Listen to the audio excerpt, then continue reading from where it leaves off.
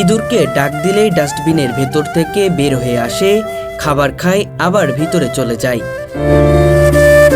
শুনতে অবিশ্বাস্য মনে হলেও এটাই সত্য। যেখানে মানুষ দেখলেই ইঁদুর দৌড়ে পালায়, সেখানে একজন মানুষ ডাক দিলেই তারা ছুটে আসে। মনে হয় ইঁদুরের সঙ্গে তার এক অন্যরকম বন্ধুত্বের সম্পর্ক গড়ে উঠেছে পরম ভালোবাসা ও স্নেহের মধ্য দিয়ে।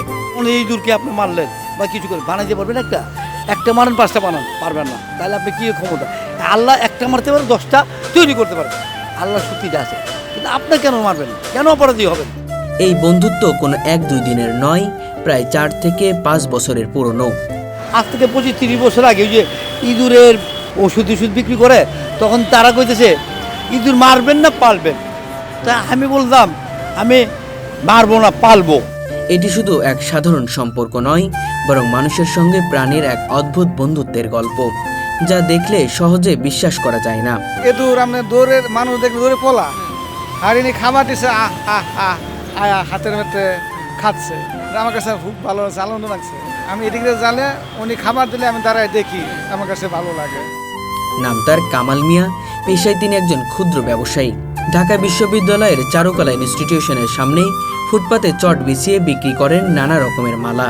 ক্ষুধার জ্বালা যে যন্ত্রণা, যার ক্ষুধা লাগে সে বুঝে। ও ক্ষুধার জন্য পেরেছি, এদিকে ছুটে ওদিকে কোনো খাওয়া পায় না। তখন আমি ভাবলাম, চিন্তা করলাম, এদেরকে খাওয়া দিতে পারে না, কেউ দেয়ও না, এদেরকে এমন একটা শত্রু, এদেরকে মাইরে ফেলা মানুষে। প্রতিদিনের আয় দিয়েই কোনোভাবে চলে তার সংসার, কিন্তু তার জীবনের সবচেয়ে আশ্চর্য দিক হলো তার বন্ধুত্বের সঙ্গী কয়েকটি ইঁদুর। মারার কারণ একটাই, একটা কাগজ, বই, খাতা, তারপরে খাতা কাপড়ে করে অনেক বিভিন্ন জনে যে কাপড় চোপড় ছিঁড়ে ফেলে। কেন ছিঁড়ে? একমাত্র ক্ষুধার জন্য, খাওয়া পায় না তার জন্য ছিঁড়ে ফেলে। প্রতিদিন কামাল মিয়া 4 থেকে 5টি পরোটা, চানাচুর, বিস্কুট, মুড়ি সহ নানা খাবার ভাগ করে দেন তাদের সঙ্গে। এগুলো প্রতিদিন বিস্কিট, চানাচুর, তারপরে মুড়ি টুড়ি দেওয়া যায়, তারপরে পরোটা পরে ওরা কোনো ক্ষুধার্ত প্রাণী, যা দেবেন তাই খেয়ে ফেলবে। তার ডাক শুনলে ডাস্টবিনের ভেতর থেকে একে একে বেরিয়ে আসে ইঁদুরগুলো। কেউ দৌড়ে আসে, কেউ ধীরে ধীরে আসে, যেন তারা জানে এই মানুষটির হাতে আছে তাদের জন্য খাবার ও ভালোবাসা।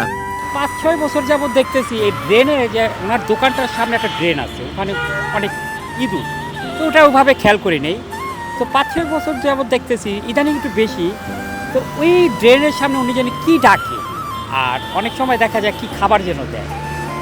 তো আসলে 2-3 বছর ধরে যাবত দেখতেছি উনি আসলে ইঁদুরকে খাওয়ায়, ইঁদুর খাওয়ায়, ঠিক আছে, ইঁদুরকে। এবং দেখি যে সে বাসা থেকে পরোটা বানায় নিয়ে আসে।